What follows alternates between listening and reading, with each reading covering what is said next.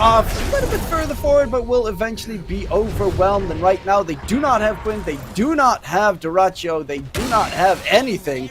They're going to try and scout Roche, but it will not be up for another 50 seconds. But a very big fight there from Tundra, and I cannot believe that through that entire flurry of heroes, Saxa manages to steal the hook and even get it used onto the fight. That is such a beautiful play, and they're able to find some success taking out 2 of those cores. It's a bit of a fight to take out the Podful. Make sure he cannot run away. He has to go all the way around the cliff to try and get to the high ground. It's actually kind of interesting. He got a blink off somehow, but he blinked the tiniest amount to try and disengage on the foot. Topson with his ulti usage there. The break comes into play.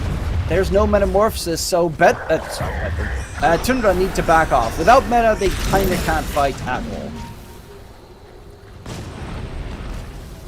And the fact they're able to disengage, keep their beast alive, now with the Ags, they're going to be happy with that. Want to fight to keep everything alive that they can. Well, Roche number 2, free shard, will be the target here. They are trying to have a little bit of a war of vision. And Saxa on his trusted Rubik is singling one of the strongest, most painful spells this game, the Chakram, pure damage, something that a Huskar is really bad at. And speaking of which, he's gonna get chopped down by Saxa! Just as that continues, they're gonna go for more. No buyback available for the Huskar. Ace with the BKB, can the Timbersaw get away? The Sniper comes in to make sure there's no more Primal on his tail. The rest of the team, can they catch up? It is 33, but he doesn't have any good control for the Timbersaw to take him down. I hear the nom-nom from the Dismember. Pudge is fighting in one different direction. Ace is going to go for the TP out. Can Ace get away? No, he cannot, because again, Saxa is right there when needed. Topson chasing for Duracho. BKB versus BKB. Hook comes back. Topson is running out of his BKB, but there's the army. The Spiderlings are charging in. Sari bought back in the process. They're going to spot out Tofu. Can Tofu get away? He does have a bit of an escapist movement, but the Vicky will be slept by his own dart. Double jump to the side, taken down in the process. Net worth has been nullified, and back to the Roche pit, but this time Tundra goes. They're trying to do everything they can, but Saska is quite possibly the best support I've seen this entire tournament. It doesn't matter what you give him in his hands, he's always able to find impacts, help confirm, and even deny escape as needed. We got a shard on the Primal Beast, as well as an Aegis on this Terrorblade. And the question is, would this Terrorblade be able to get the farm to compete and keep up the fight against Tundra, or against Gaimin Gladiators, rather? And the answer is yes. They take back control of the net worth chart at the very least. They got the Aegis, they got the free shard, which they gave to the Primal, so he's got the big old rock throw to beat as is at his opponents. 33 in the meantime is building up the size device. That's going to be a very big pickup as well, because you really saw it on that Timbersaw. He was hard to lock down without the Rubik there, and that's the only one that they really have for the lockdown. Speaking of which, the rock throw comes into play. Hookshot as well, the full control. The entirety of Tundra just surrounding Ace and badgering him to death. They're looking to knock onto the high ground and say hello to the Gaimin Gladiators base.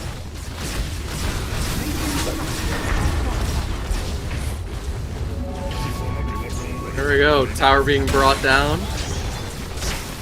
And man, they're just pushing this assault. Look at all that damage from the Broodlings. Certainly helps to have the Terrorblade, though I don't think they need it. Oh my goodness. This is a siege on the base. Gladiators, they don't want to buy back on this Tidehunter, but now, not the Tidehunter, oh my goodness.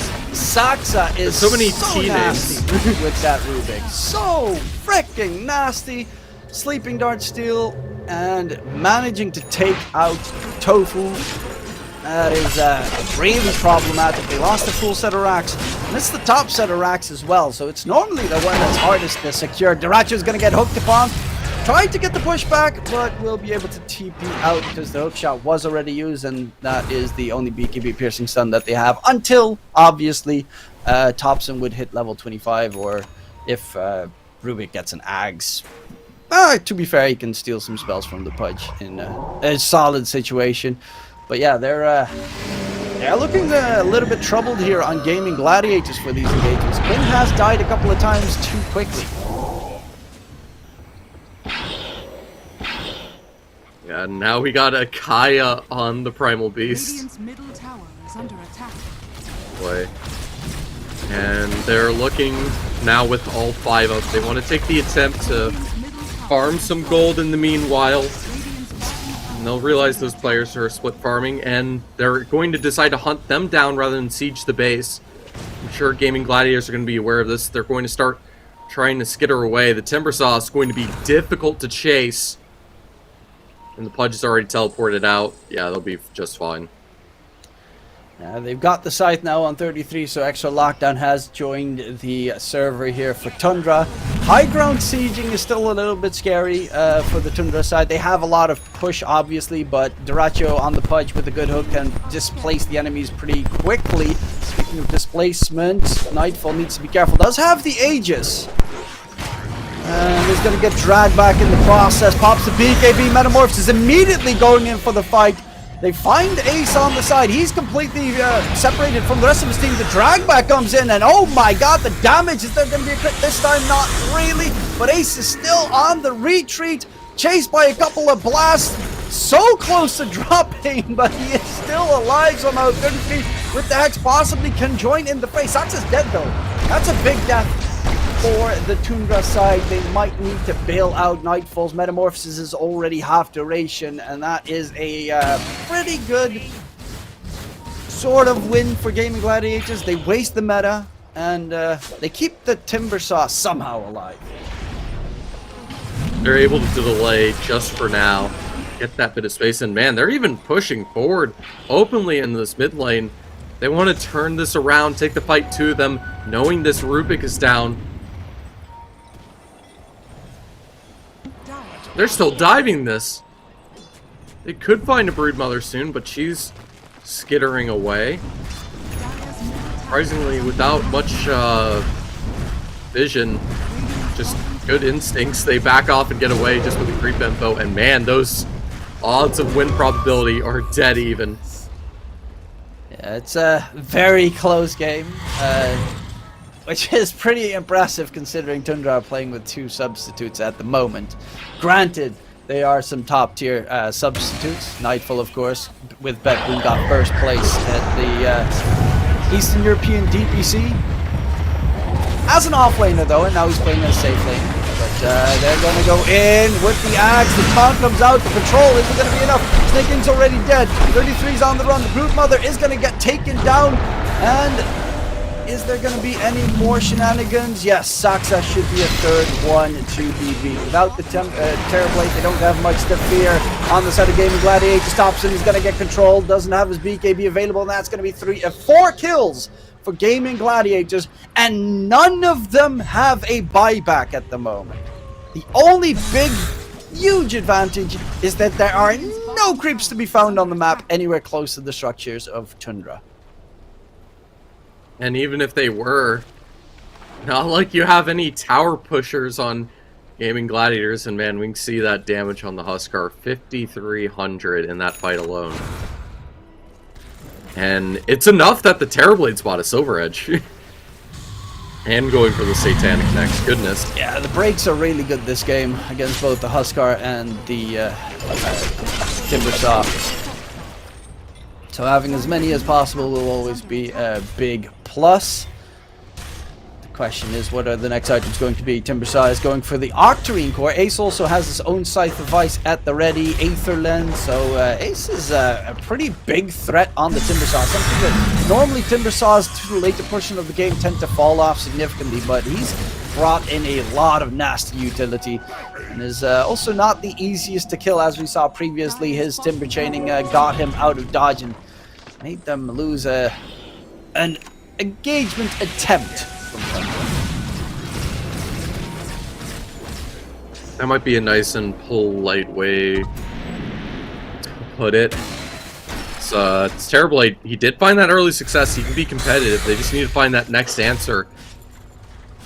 As there's so many heroes with passives they're going to want to break in this lineup. And the fact that Scotty isn't enough is a little concerning. Oh, Quinn. They're going to immediately go for this fight. Flopper has the vision for the tight under follow-up. And man, the instant break, they're able to easily take Quinn down. No way for him to respond. And guess who doesn't have buyback as well? It's Gaimin Gladiators. Yeah, Quinn's been caught out a couple of times too many. It's been a rough game for him on the last pick. Huskar likes to play. Of course, Huskar likes to play low HP, but with a break, 2 breaks on the opposing side, and with Scotty as well, playing on low HP tends to be very suicidal in such a game. It did again force out Nightfall's Metamorphosis. The question is, will they be able to do anything with it?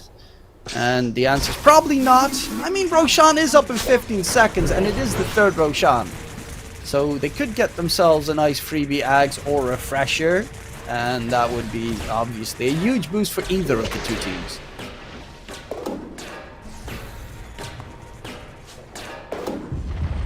And sort of the boon is what they're trying to find at this point.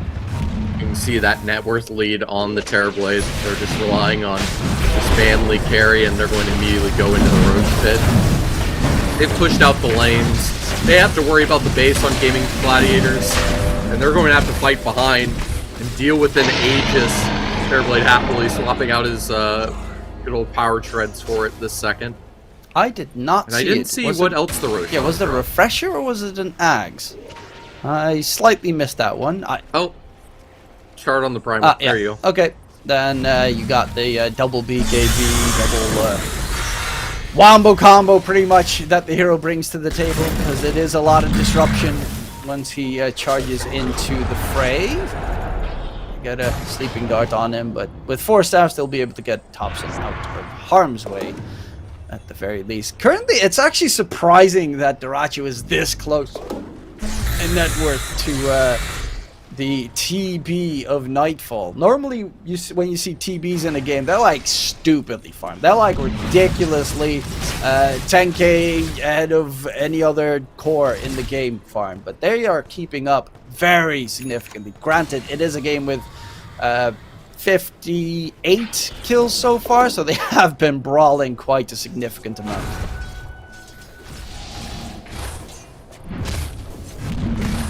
And they're having quite a bit fun with the brawls. The adjustment, you know, they did do the stalling, not initially going for that contact play and everything, but being able to change it up helps a lot. Now, let's see, we got the Hex, the Pipe, and now going for a Lotus Orb on the Broodmother. It's a pretty good Lotus Orb game. There are a bunch of spells that you want to reflect. Obviously, you know, Pudge, Ulti, Crystal Maiden's Freeze is pretty annoying to get out of. Also, the Sleeping Dart is something that you want to possibly reflect if you can. And the Huskar Ulti would be perfect, because then he'd taunt himself, sort of. Keep himself occupied. They're going to charge in onto the high ground. Can they get the damage in? The break is there. The damage is significant. Quinn is being slowed down. There's a break stolen in the process. The charge is going deeper with the refresher used from Topson. Double kill secured. Godson in the building. Nightfall trying to man fight up against the Rachu. Does still have a Sunder available, but Topson's going to get control on the side. He got a little bit too greedy, a little bit too far. The hook comes in. Saksa is going to get control. Nice drag back out of there. The taunt comes into play from Quinn. Does he get the control? And actually Quinn is going to die. That's going to be a dieback as well. Darachu with the buyback. Hook back onto the high ground. Timbersaw needs to disengage. They bought back en masse for the Gaimin Gladiators side, but they will finally get themselves in control. The Aegis is going to get popped in TP without the Metamorphosis. Is no TP no longer. The X comes out immediately, and finally they do manage to get the kill secure, but it did cost them 3 buybacks and a dieback onto Quinn.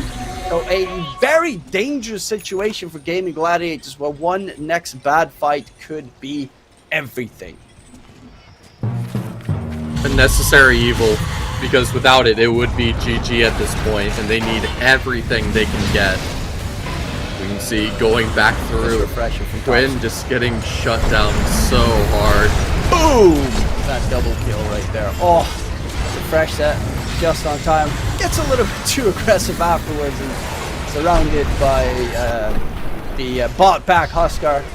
Obviously with the Aghanim Scepter could not really muster out a escape, but Quinn leaping in further forward. It's dangerous to try and taunt a Terrorblade in the process. However, at the very least they did manage to kill the remaining Tundra heroes, the fairies at least. But can they get much done with it? As we can see in the bottom right, not really, no.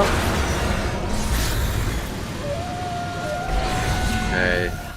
And now we just viewed, you know, just being able to turn things around, that was what's so important. Also means they can get these gold to try to find some items to change the tide of this battle that is favoring the Tundra away. And there's some long cooldowns. I would hope everyone on Tundra has buyback available. That's what it looked like was the case. But they all got taken down. And the win probability swinging towards the Gaimin Gladiators direction. I'm surprised. Yeah, so how far it's swung over. It's an interesting one. They did get a lot of gold out of that fight, even though it cost them a buyback on 3 heroes and the dieback on 1. But they are in a spot where one bad fight could cost them the entire game. Dyrachyo dies. It's not necessarily over because their other 2 cores are still very scary. But it is in a very dangerous spot. Quinn's net worth has just plummeted off the face of the earth at the moment. Compared to, let's say, Ace, for instance, who is just loving life on the Timber Saw. He's got... Does he have an equipable axe coming in? Because Ace is incredibly fat. Dire's top tower is under attack. Yeah, and that's a bit concerning. How do they break through him? That's going to be the challenge as they take this team fight. They're going in. Nightfall with, again, the BKB pop going in. But the Aeon Disc popped by Dyrachyo. Is it going to keep him alive? No, it's not! Oh, the Refresher! Dyrachyo is going to try and stay alive for a little bit longer. Gets the blink back! The Refresher keeps him going. But the rest of the team is in trouble because they do not have their Fudge available anymore. He cannot do much except for hook Quinn out of harm's way. Ace gets the kill on snaking in the process, but they're chasing for more. Saxon with the control. Is it possible to keep them at their neck and arms? It will be a 2-for-1 trade. Again, Metamorphosis was used, but he did buy a refresher on Nightfall, so he has another meta available for the high ground push. And this time, there's not a double Aeon Disc to keep the Pudge alive.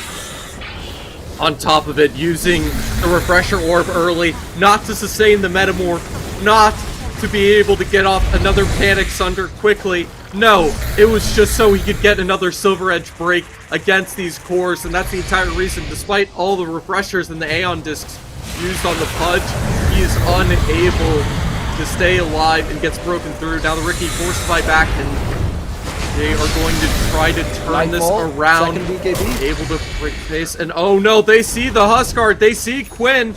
They will back away even with the slow. Oh, run, Piggy, run! The slowest Piggy the world has ever seen, and with that Sleeping Dart, it's very problematic. Dyrachyo has a hook available if he gets a lucky one, should secure a kill, but they're going to back off. They don't really have another Metamorphosis available, and Refresher is on cooldown, so they are going to back off after forcing out the Tofu buyback. However, this is wasting a lot of time, and that's a little bit scary because the buybacks from Gaimin Gladiators are getting closer and closer. I have to start wondering now on, you know, just the game as a whole. I wonder how much the odds have swung back the other way. It seems like this is just game number 1, and it's already going the distance. It is a pretty lengthy game, and it's a lot on the line. Oh, MKB on the Terrorblade. Okay, Radiant's yeah, At his 7th slot now. he's swapping in every item that he possibly can right now. Radiant's bottom tower has fallen. Oh, the Pudge. I mean, to be fair, if you have a nullifier, that Pudge is dead. because he can't get the double and this procs off anymore.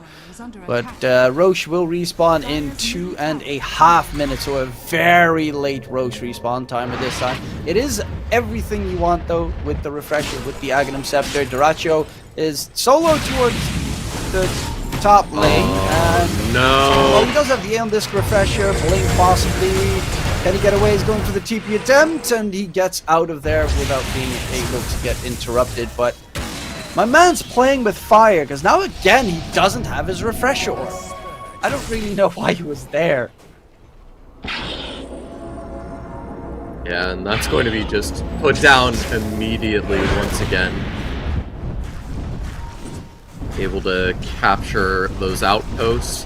I always want to call them shrines still, even though it was years and years ago. It's weird how that works. I'm happy the shrines are gone. They were a pain. Stupid sustain. It's kind of like water runes now, but slightly different. I mean, significantly different, obviously, but it did add in a lot of sustain in the spots where you did not want to see them. Much needed. After all, the mid camp was removed, and that was an option of sustain for some characters towards mid. Take it down. That's just the change of the game. Let's see, Topson, he's going for the refresher orb next. He does have himself the Lincolns. We did see what he could do with the refresher previously. That was a lot of work. Smoke gets broken. That is Tofu with the invis. I hear a bunch of wards being placed in the process. Both sides aiming for that Roche, but the problem is top lane is being pushed in. Mid lane is being cut by the Terror Blade. And that's the big downside of playing against TB. He will be constantly able to put pressure on your lanes while you're scurrying around the Roche pit to find what is essentially a huge objective at this point in the game. 33 is not there. That's what the focus. The TP back to oh base. Boy, they're pushing in.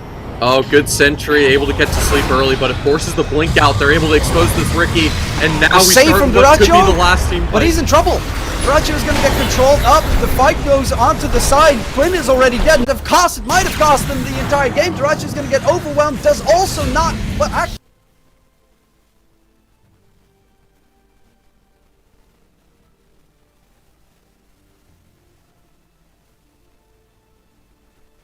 And he's still on the dieback timer right now. 1,000 gold off of it. Tofu, the man that got caught, cost them so much. 3 deaths without a buyback available between them. Crystal Maiden has one soon, but 33, the only one that TP back to base, the only one that had a buyback. The fact that this Terrorblade's able to get the Silverjaw edge off 20 seconds, he was able to get it on the Huskar, allow them to burst him down in the middle of that team fight. And now, with the Aegis, everything in their control, no idea that there isn't even the buybacks available. The chance for Tundra to take this first game away are ludicrous. And even with 2 stand-ins, they're ready to convert this. No one picked up the cheese. It's still in the pit. They don't need it. I mean, everyone needs a bit of Gouda. Ooh, sadly. Oh. Danger gaming right now, but they do have themselves a free Ags for Nightfall, and he uses that Terror Wave for the high ground push. Has the refresher obviously available and needed to get his actual metamorphosis off, but there is no buybacks available, and they don't really fear anything at this stage. It's just going to be the defending game coming through, and a second set of racks in favor of Tundra. On towards the bottom to secure Megas before Dyrachyo will be respawned, because he's 800 gold away and he will not get it back in time. They're actually going to go in onto Quinn, who's going to get broken. Quinn, the Force Staffs do it, they keep him alive. No, they do not. The Husker is just easy fodder. And with that metamorphosis, they should manage to most likely get themselves at the very least Megas, if not more. They are keeping the TV occupied quite significantly though, Nightfall. They're able to keep this fight going for so long. Oh, the lift up drag back, the damage is immense, and counter. The ace kill has been secured. A 7 kill streak, that's how long he's been alive, has come through, but he was the one with a vital variable. Dyrachyo is going to go in onto the TV. Nightfall, can he get the Sunder off? He does get the full Sunder off. Heals back to Ace's full HP. Dyrachyo with the pressure has to run away. No vital on Ace. Charge forward to Topson. He's going to get the pulverized smackdown coming in. Lotus was too late. and they find the Ratio. No buybacks available, and it seems no chance available